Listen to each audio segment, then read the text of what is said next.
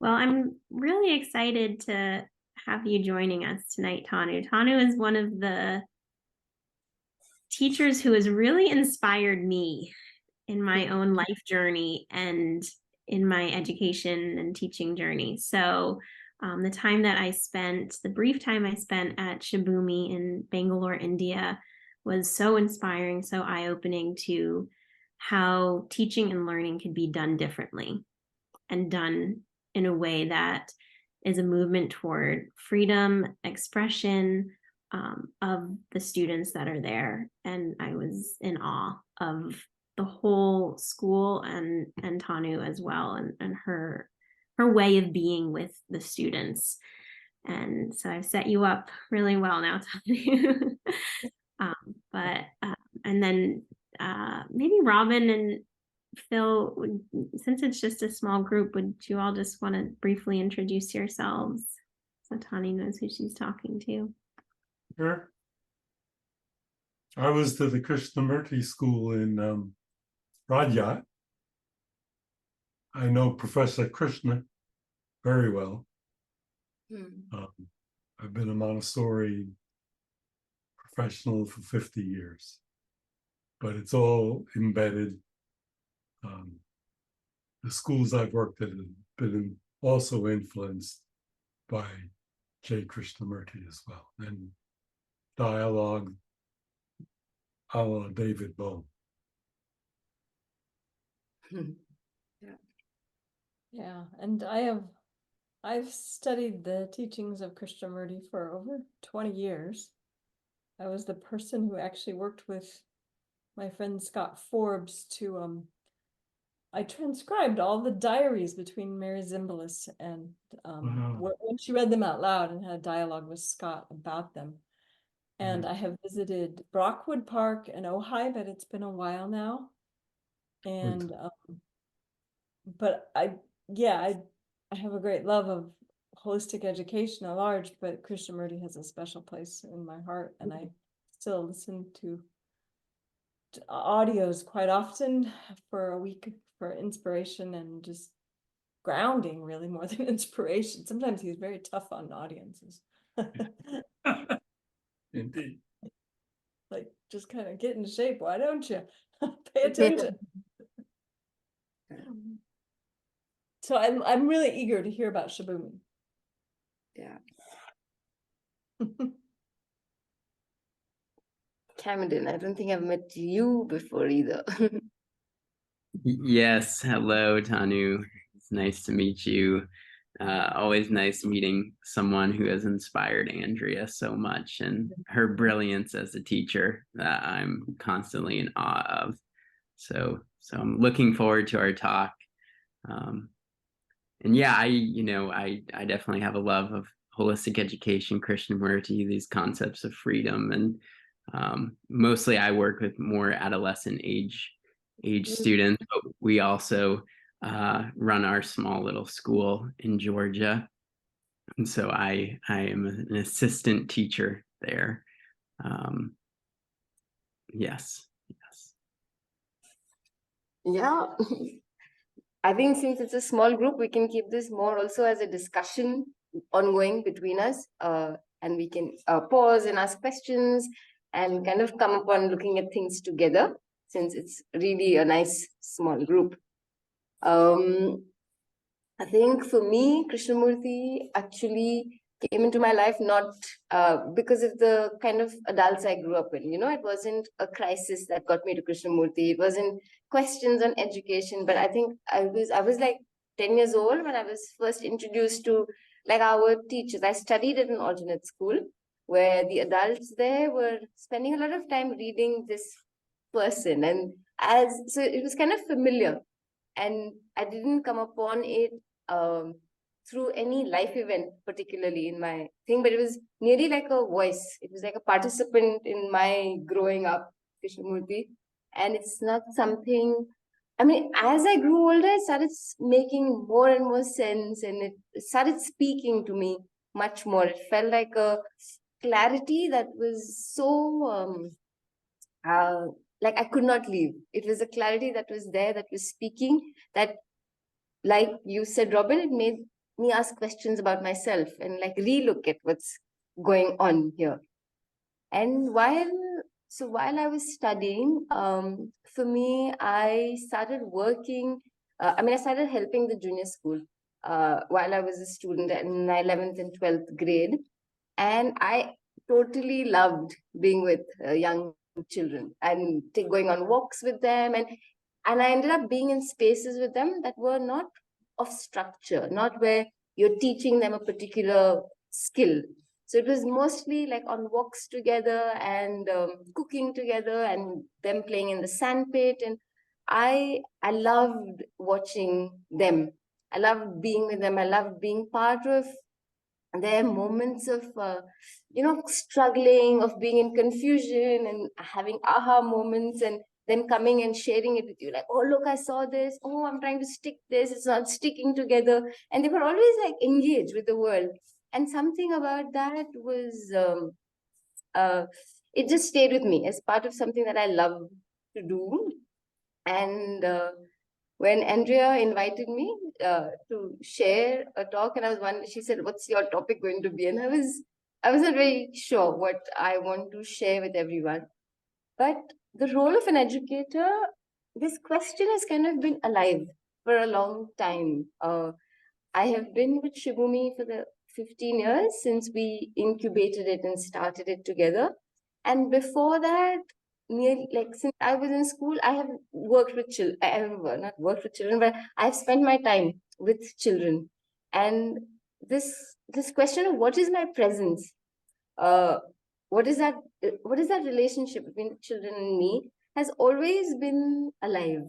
And after COVID, much more so, because suddenly I was like put away from the children who I love spending these unstructured times with, and I have to spend this 1 hour with them, and I could feel how far I felt in this virtual world. And it felt like for skill building, they didn't really need me. There were enough resources, maybe better than me, who could teach them skill building. So then really, like, what is my role in this relationship of learning with the children has been a question that has been opening up for me, and is something that I've been holding true. Holding is nearly like an everyday question that is there when I'm relating. And so I thought to bring a question that is alive for me here would be interesting, because I don't think through this sharing I am going to be able to say, yes, these are the roles of an educator. But maybe in looking at things together, we might get clues into what it means to be an educator, or we might have some clarity on what it means not to be an educator. So then that can be put aside. So maybe that's the intention with which we can all kind of enter this conversation on the role of an educator. And the more I look at it, I realize it's not. I mean, we have to relook at what we mean by education, no? When we're thinking of the role of an educator, because I think if all of us are familiar with what Krishnamurti talks about, he's often distinguishing between learning for accumulating knowledge, which is one kind of learning, which is perhaps something that you can train children for. But he's also talking about this other learning, which is learning to be present, say, or to hear the sounds of the mind and to see what is that process of thinking that we're bringing into our daily relationships. So that question, like that seems like a very vital space for me of what is it that we're doing in these relationships with children? Because while skill building is important and I can train myself to bring that about, and that's also fun to do, but is my role limited to just that, to passing on some skills on to children? So these are questions that I'm holding, and maybe I will just take us through this. Before Andrea will be able to share screen. I was wondering if we could all just share some words that come to our mind when we think of an educator, of a teacher. What comes to your mind when you think of a teacher?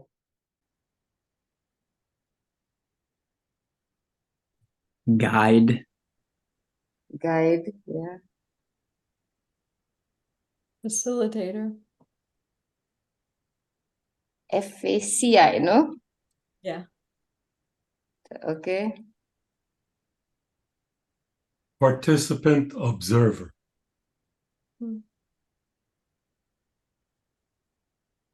Yeah. That's one word. Participant observer, okay. Yeah.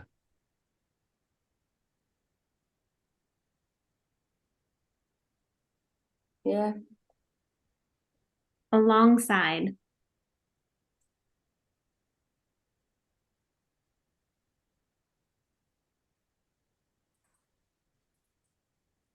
Any others?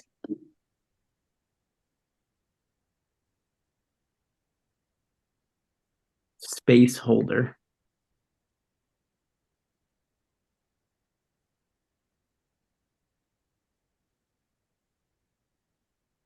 Trust. Yeah.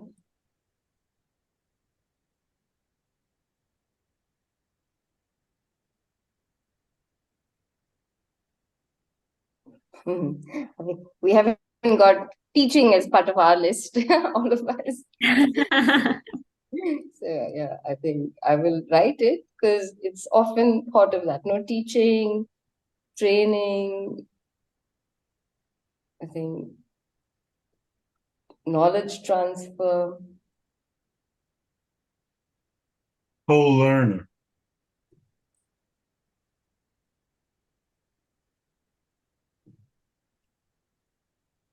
Co-learner.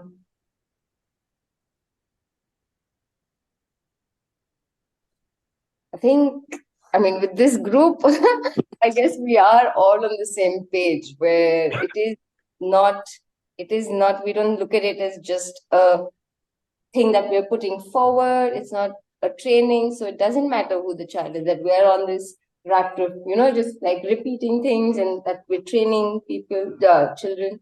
Or I don't think we think of our role as limited to just knowledge transfer, but all these other things that we've said of a guide, a facilitator, a participant observer, and these are not in isolation. No? They cannot happen without the learner.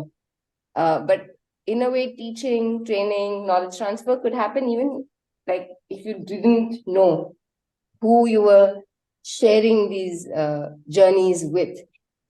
But these other elements of being a guide, facilitator, empowering children with trust, or having relationships that are tethered in sensitivity and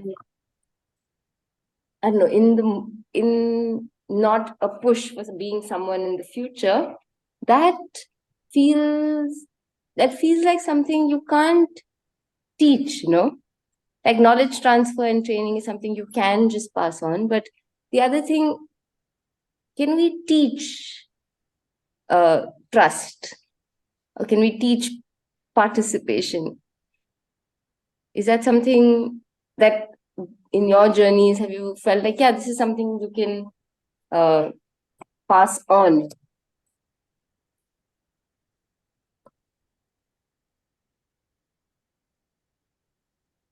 Yes, this is just I find that a lot of the things of the being an educator for me have become things that I can't hand over to children. And so it is in the way that I am living and I am relating that it will create the space for. So I can't feel like I can have this moral education space where then they will or I can't create structures to depend on that will create this trust and relationship between us. It's something beyond the structure, it's beyond the curriculum, it's beyond beyond my agenda. It's nearly like I have to come every day and be with those children, and in that something flowers and blossoms. And yeah, so this is, I think, a very healthy start for all of us if this is what we think of education, the role of an educator to be. I think while I was reflecting on this, I also, I just stop the screen share for a moment. Yeah, while I was reflecting on this, I realized that there's no way to look at the educator without being interested in what the learner is like, no? And we've all been part of learning environments, and to reflect and just to see where are the spaces where learning has happened for us in our lives? Where are these spaces? And just reflecting on the learner kind of gives clues on how to be an educator, because it's not two different processes kind of happening over there. There's a little mind map that I had put together of where I felt the learnings were happening for me, and I'd like to share that.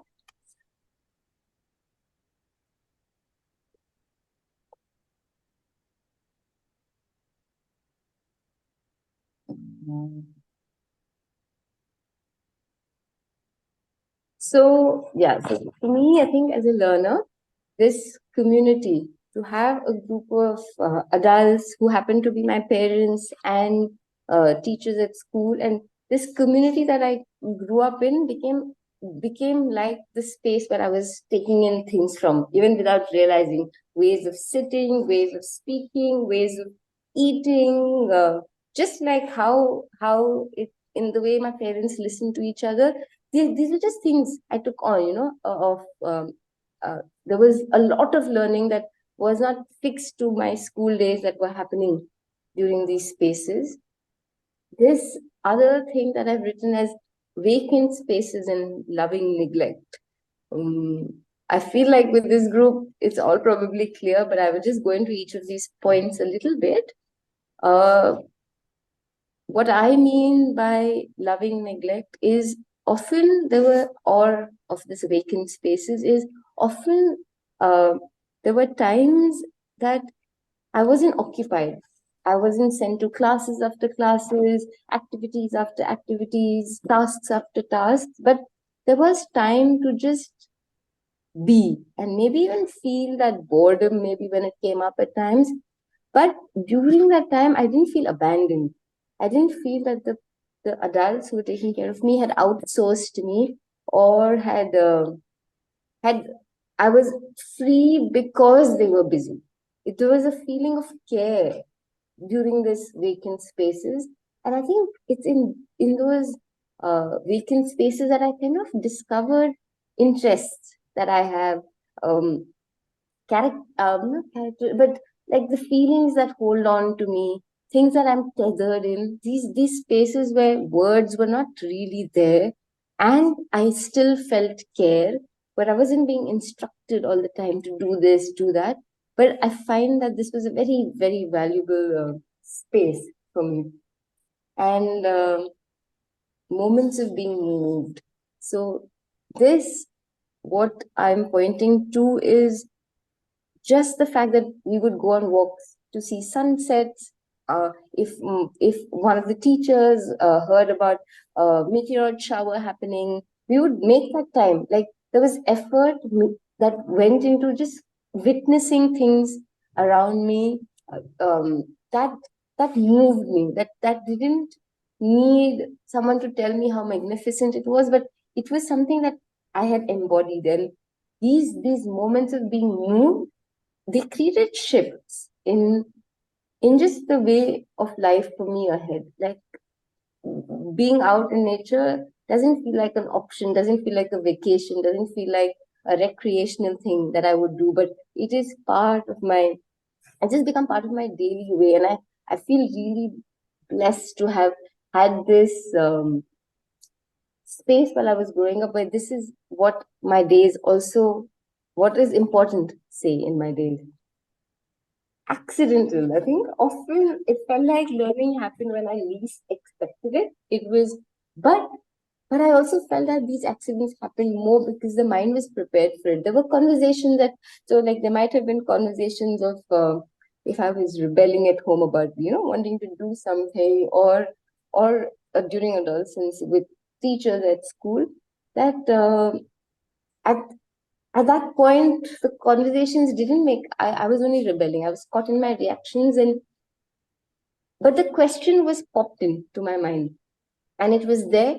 And at some other point, I would be in public transport, and suddenly it would become clear. Like I would see some interactions outside, and it would suddenly make sense to me. So I think these many times when it was like as an educator, it becomes like an alert that maybe when you want a child to understand something, they might not get it then. But that doesn't mean you walk away from it. You still are relating, and without that thing that they must understand it right now, was a was a I think that allowed for some leisure in having one's own understanding, and not just not not just being trained or downloading a sort of behavior. Relationships were extremely important, and there were some relationships that stood out. There was my mom and two other people that I've mentioned. Kabir Jaitirtha was a teacher when I was a student, and then he also was my mentor as I grew up. And this is Kanti Mama is my uncle. But there were these some relationships that stood out more than the others, and there was a sense of as a learner, there was a sense of that I can go to these people, and just there were, like I was sharing, that these were places I felt like this thing of trust that we mentioned in our previous where we were putting down things of an educator. It felt like I could go to these people and they would be interested in me, and the way in those conversations what happened often. Yeah. Um, Tanu, I think your phone froze. I think, yeah, the video might have overloaded it a little bit. Oh yeah, Okay. there you go. Okay. Yeah, you're back. I hear you. Yeah, so these some relationships that if even if in large schools there were these, if each child felt related to one or two people while they were growing up, where they felt like I could go to these people, and it might not be the same because different children open up with different adults, but as a learning space, often at Shibumi, we're just thinking that each of these children have a relationship with at least one of us, where they can come to one of us and open up these questions. So because often we all have very warm relationships, but there are things that are underlying your daily actions, things that are occupying you, that you end up sharing with a few, and in that space of trust. It's not something that you just open up with every adult, so that has also been, I think, relationships not of dependence, but where you feel held and where you feel trusted seem important. Yeah. The next point that I had written down was capacity to be alone, which I think kind of interlinks with that vacant spaces, where these moments were actually just like part of it was part of every day, where there was time, unstructured time, to just be and still feel care for. And while as I grew up into an adult, and now as well, I can see the importance of this spending time alone, and how it reveals so much to me about what's going on. And in that way, now as an educator, like these points that I'm sharing are now as an educator things that I feel like including into the days of the children that I spend time with. A sense of well-being. which is more than just outwardly, when there was like physical care for the body, where your day at school can be it takes care of your entire well-being, not just one part of it, because often it can be skewed. It can be only mostly intellectual, or you're labeled as something, so you're just going through therapy sessions, and it becomes like loud or heavy in one part. But overall well-being, the food, like Andrea has visited Shibumi, and the food at Shibumi is a big part, I think, of the curriculum at Shibumi, because we have parents every day who come and cook meals. And because the parents are coming from different backgrounds, every day the meals have this different flavor, but it's made with so much love, and it's all healthy, it's organic. And I think for 12, 15 years of your life, if you're every day arriving and eating with food that is cooked with health and made with love, and you have the relationship with the mums who are cooking it, and it's not just outsourced, it becomes a very alive thing. It doesn't feel like a service that is being provided to you. And you're not just there, because also the children at Shibumi help with the cutting of vegetables, washing the vessels. They're part of that process. So it's not like an alienated thing that is just served to them, which then there is it becomes part of you in a different way, where it's not just something that you have received and you feel entitled to, and that you feel you can judge. All of that might still be happening, but there is, because of the way it's done, I think the relationship with it is different. You're still eating food, but there's a different relationship with it. And yeah, and also the kitchen, the way we've designed it now at the new campus, has enough space for children to go in and help out a lot more. So they're also putting out things. They say, oh, what's for lunch today? And they say, maybe we can add this. There's something growing in the garden. So they're like, oh, let's put it in. So it becomes a very vibrant space, not like a menu is made in the beginning of the week and everything is just going by schedule rather than by being in touch with the day. Skill building, of course, I think it was an important part. It was not something as a learner that I went to naturally. Skill building always felt like something I did for the others. As I was growing up, it felt like I was doing it for the adults who were educating me. And on my own, I would rather be doing something else. But I think that little bit of time that was put aside for skill building was very helpful and aided learning independently as I grew. Dialogue is another aspect that as a learner I felt to come together with adults, with your peers, without a feeling of I'm going to solve a problem or this is a crisis and now we have to find a solution, but come together to listen, where really the main thing is that you're going to be listening to each other, yourself, the other, and be open to moving with a creative understanding. So not where you're going to conclude with anything, but in the listening, it's showing something. This dialogue was part of my growing up since I was 10 years old with adults at school. And then therefore it became something that parents at home also started doing. And I find that I find it to be a very vital space of reflecting on learning, to pause, to ask these questions. And also, while there were conversations of how I would spend my life, what would the livelihood look like, it never felt like a pressure. And to be able to have these conversations with young adolescents, children, about where they are now and what their trajectory ahead could look like, without feeling like that decides your success. Like, how can we have these conversations? So I think a lot of understanding of the learner in me has also influenced the educator in me, where I have seen some things really work and it feels like I would like to create that space for the others.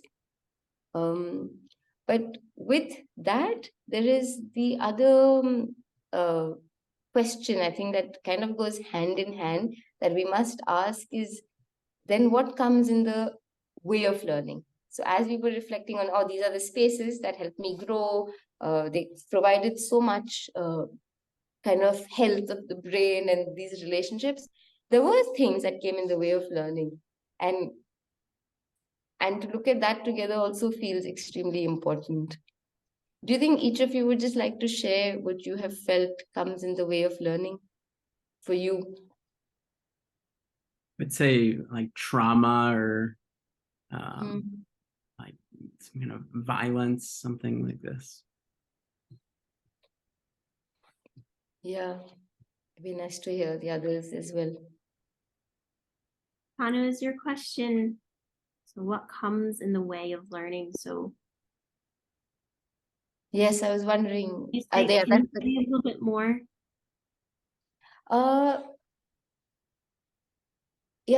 So that's actually the question, that what did you notice that came in the way of your learning as you were growing up? And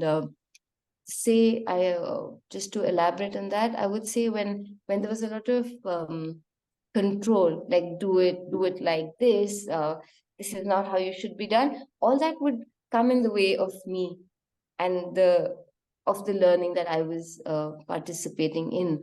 Or if there was comparison, that, oh, this friend can do it like this aunt has done it like this cousin has done it like this, that would come in the way of me exploring things. So in that way, is that clear, Andrea? Yes, thank you. So I would say criticism, and it doesn't have to be of me as a child, but of anybody in the environment. It always kind of blocked the learning in the entire environment when the teacher was critical. Mm.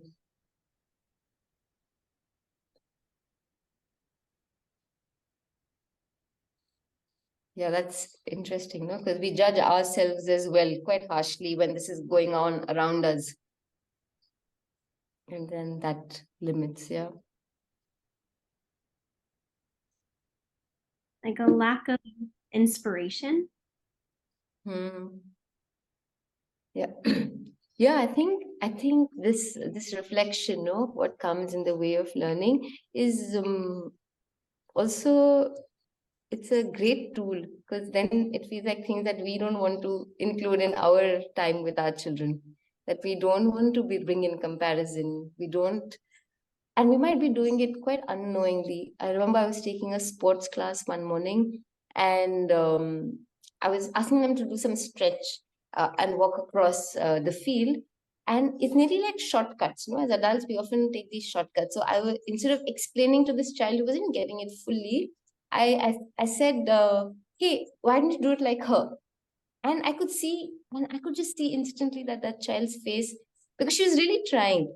And I could see instantly a shrinking on her face. And I know I didn't intend to hurt, but I had to also still be aware that even without my intention, I did cause it. So it kind of, it gave some feedback back to me, just to see her go like that. That was unnecessary. It was a shortcut that I took to explain something. Instead of just saying, do it like this, I said, do it like her, where there was a comparison with her. And I think it's in these moments, when you suddenly see, oh, I took a shortcut and that caused harm.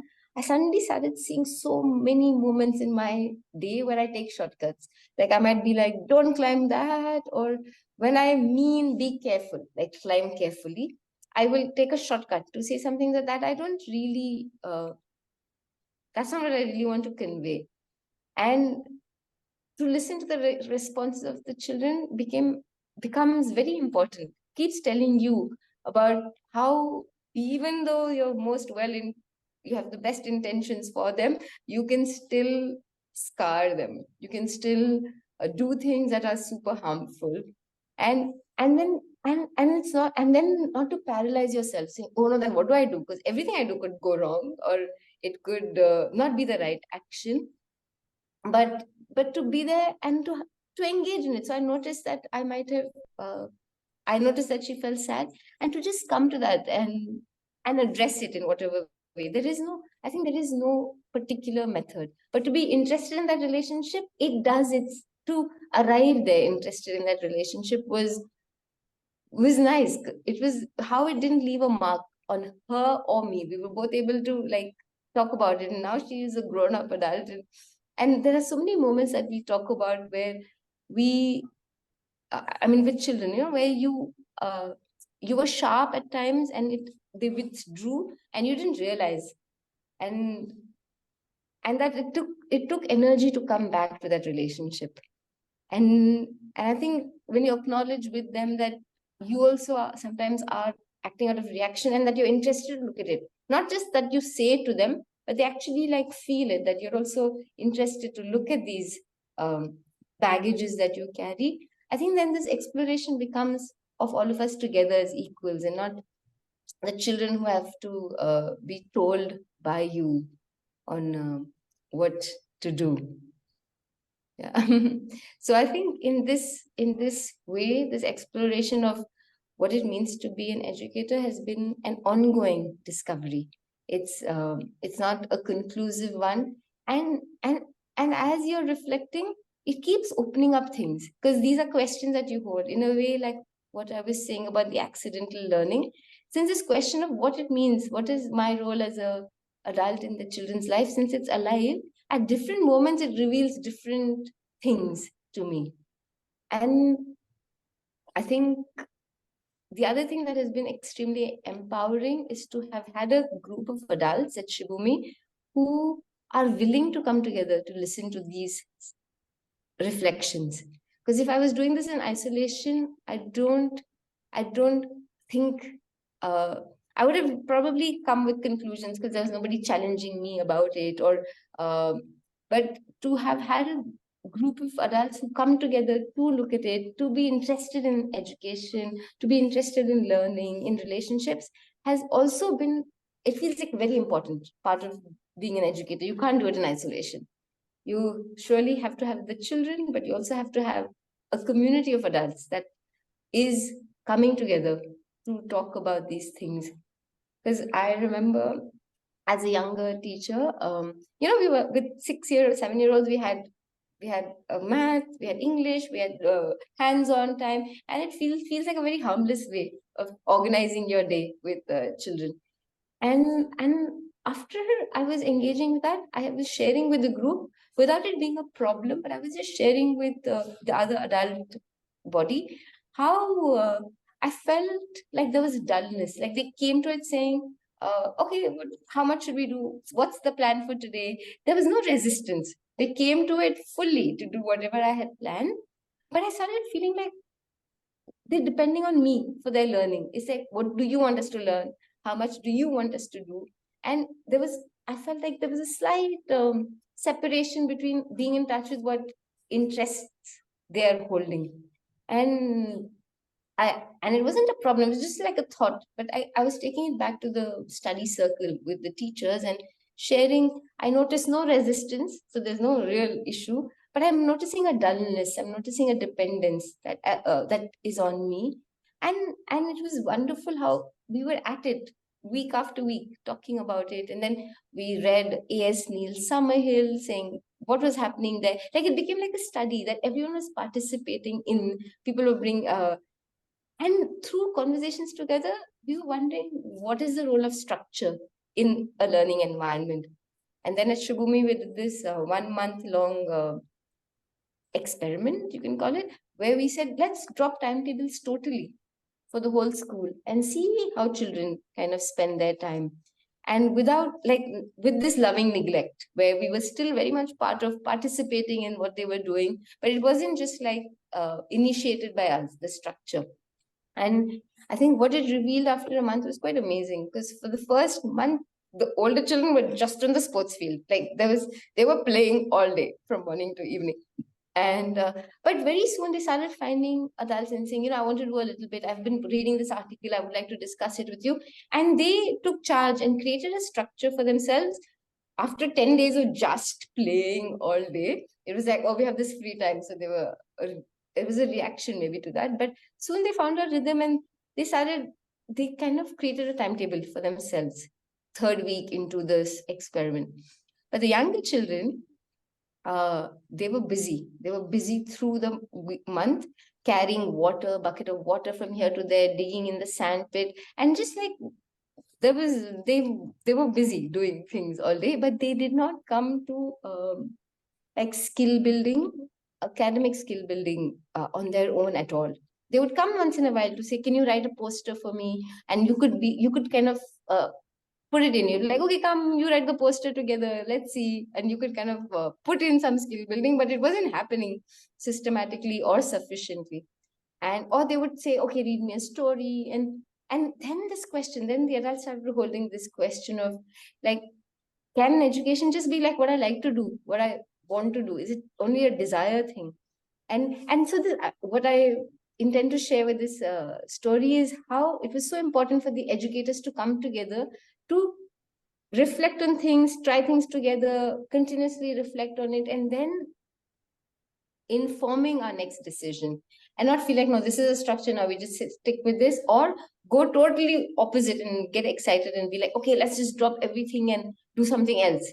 But to have this quality of care, of reflection, of dialogue throughout the community was extremely important. So I think the role of an educator can't be in isolation. It has to be with the adults that you work with the parents, and that's takes its own energy, and of course with the children that one is interacting with. It is in that relationship of listening, holding questions, kind of noticing every time you have an agenda that you have to suspend now to again come back to listening, but not to make it a space that is just I don't know, just it's not a shop where you just come to do what you like to do. It isn't just desire led and breeding this sense of self for the children. How does one, like, independence seems like, to nurture a sense of independence feels very different from solidifying a sense of self for the child or for each of us. And what does that journey look like? I think it's not charted out, it's not said by anybody, but it happens in working at it every day.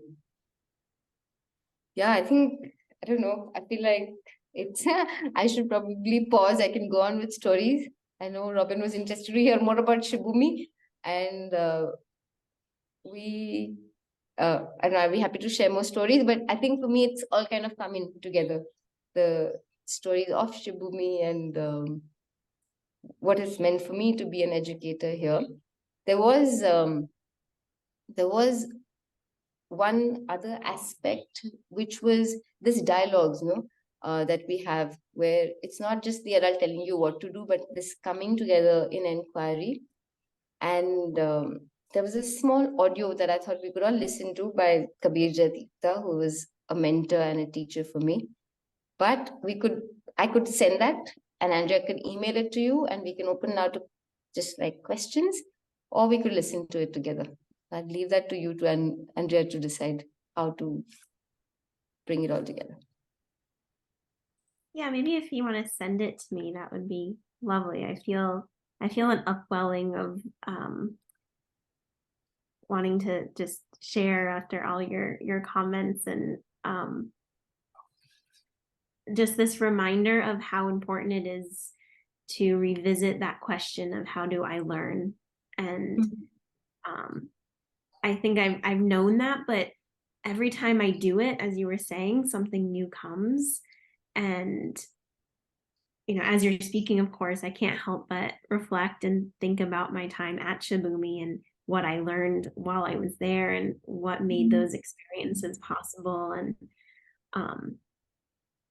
it was such, nothing was directed. It wasn't that anyone ever told me, oh, this is the way to be an educator. It was being in the presence of the teachers and the students there, something as simple as, in the morning when the children were getting picked up on a school bus and the teachers were there with them on the school bus.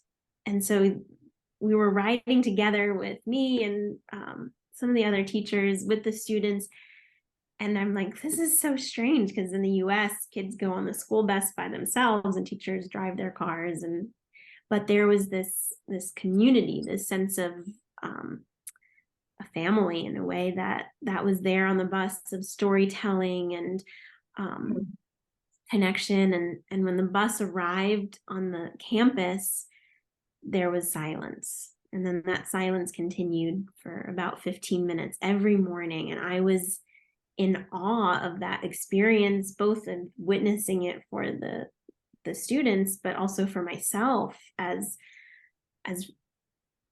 you said, as a moment of learning to have enough space in the day where it felt like it just became not something that someone was telling you must do this. It became just part of what was done and felt so natural to be in that space. And I mean, I have so many memories, but yeah, going on, I remember there was one trip we took with the students, and it was this really steep cliff. I'm not sure if you remember this or not, but we walked up someplace in nature, and I was scared. Like, you and the children walked all the way to the top, and it was quite steep. And I, again, just remember that experience was so profound, that the students were there and nature felt so confident. They were encouraging me and supporting me to keep walking. And it's simply a good reminder that so much learning and depth happen in those moments, that I think as an educator who's always, or frequently trying to take shortcuts because it feels like the right thing to do, to hear these reminders of how powerful those moments are. And I need that reminder a lot. I need that reminder a lot. Yeah.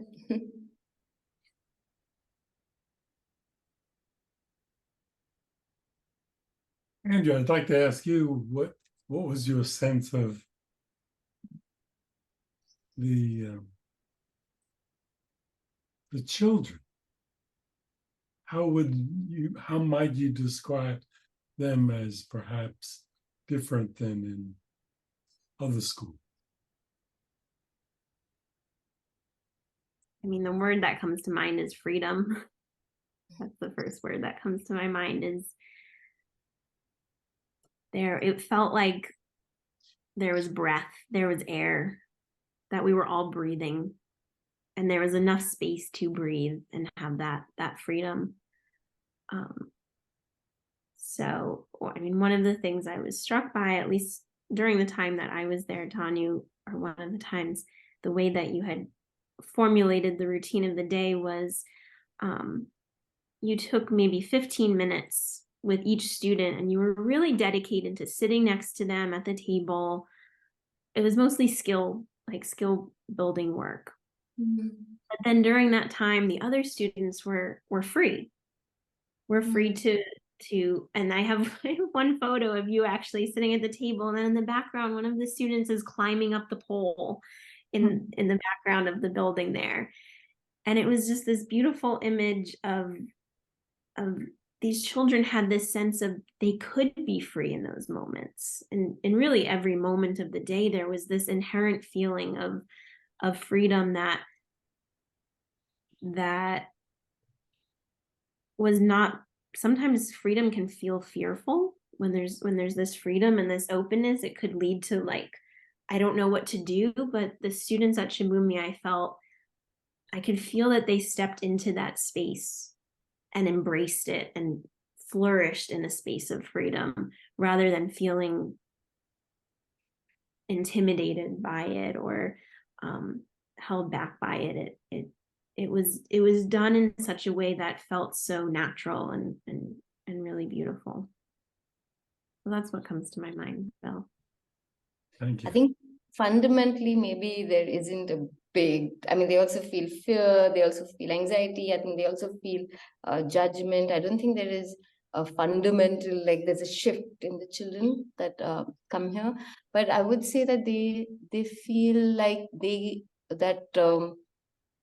it's not inevitable, their learning trajectory, that they could be co-creators in their learning trajectory, and it's not just something that is given to them that they have to. I mean, which is still not just of choice, which they know will be challenged. They can't just come and say, "Oh, I want this, I don't want to do it," and we're not just like catering to that. But I feel that the children do have, they have that little space where they can come and talk about something, or if there's interest, they they can come and say, I like. As the children grow up, the nature walk times for them become like shorter. And there is this one boy who's now 16, and he still wants to do 2.5 days out on nature walks. So he'd come and he'd say that, I feel like that's really important for me. Is there a way to look at timetables where I still get everything else that I need while I do this, which means I have to do more work at home, which I'm happy to do. So these they become like co-creators in the curriculum with you. And at the fact that they feel that they can come and talk about these things, that it's not like given and they just have to fuss about it, that feels like maybe a bit more space that they might have. But otherwise, I would say that like it is for all of us, there's no some magical thing happening here. It is, they have the same fears and anxieties. They want to be liked. They feel bad if they're not somebody's best friend. They feel excluded. I think these daily things are not absent, but maybe as a group we're interested to pause and look at them. That's the only addition. But I don't think something there's not like some kind of children being created at Shibumi. That would be a false takeaway. I'm curious, that it's beautiful, and I've been enjoying listening. I wasn't always in the same room, but I was listening the whole time. Just listening to you about that, and Andrea too, about the sense of freedom, but then knowing how Krishnamurti writes about freedom, and that the inner freedom is different from just having freedom to do things out in the outer world. So how does that inner freedom exploration of teachers affect how students feel that they're free? I don't even know if you can answer that question, but is there a relationship between those two things, what the students do outwardly and what the teachers do inwardly, related to freedom? Does that question make sense to you? I do. I mean, I get it as that the teachers are holding, I mean, the adults are holding this question of inquiry and of looking within, and and the children are experiencing it outwardly, of like, say, having this possibility of climbing the pole, like Andrea described, while something else is happening. And you're asking how these two kind of come together, the inquiry and the experience of freedom. Is that sort of your question? Yeah, that is. Yeah, I'm not. I think they experience it, and they find words and articulations for it as they grow up a bit more. But it's not just an outward thing for them. They surely have felt it as they felt heard, and they felt the possibility of being awake to a moment and responding and talking about it, which doesn't feel like a separate thing from the outside freedom that they experience, So I also have this feeling that with junior school, to do a lot more, like for them to actually feel these things without too much words is okay. It doesn't mean that words are what are a measure of the inquiry. For them to have felt this freedom, and when it gets taken away, or when they read Krishnamurti is articulating it in a certain way, I think there is like a body of life that is there also to reflect on it. And I think the same happens even with academic learning, when children are spending hours in the sandpit, digging, filling it with water, climbing. I think they have a sense of volume. They have a great observation. As I'm digging deeper, it's getting wet, like the soil is damp below. It's not so, it's nearly like scientific learning happening, And then when they're older and they're reading the theory of it, it feels like they've embodied a lot of experience of the world to be able to see things in theory a bit swiftly. So I find it's kind of the same with inquiry in a way, where when they've spent so much time out in nature, they've had quiet time as part of their daily routine. Like some of these things they've just had, their bodies have gone through. They felt that structure is not the most important way to navigate your day. And then when they see the futility of structure, when Krishnamurti points to it, or any of us might, there is a seeing which is beyond words, which is just not intellectual. I know that responds fully to your thing, but I think it's not separate. Mm-hmm. Thank you. Mm-hmm.